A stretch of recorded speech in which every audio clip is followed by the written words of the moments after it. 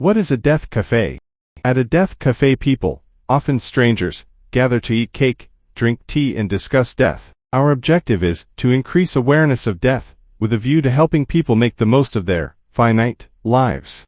A death cafe is a group-directed discussion of death with no agenda, objectives, or themes. It is a discussion group rather than a grief support or counseling session.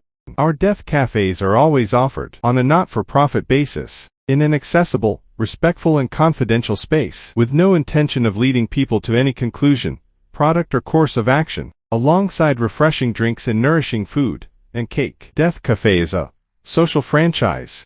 This means that people who sign up to our guide and principles can use the name Death Cafe, post events to this website, and talk to the press as an affiliate of Death Cafe.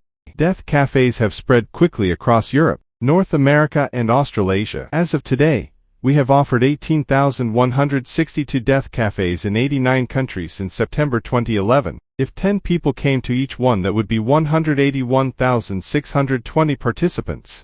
We've established both that there are people who are keen to talk about death and that many are passionate enough to organize their own death cafe.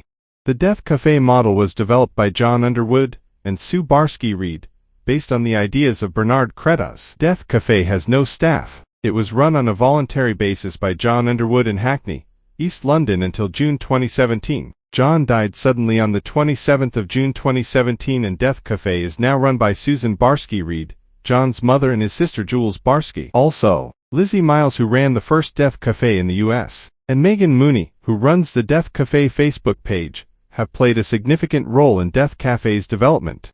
We remain energized by the amazing quality of the dialogue at our events, and are overwhelmed by the interest we have received. People often ask why we're doing this. Everyone has their own reasons for getting involved in Death Cafe.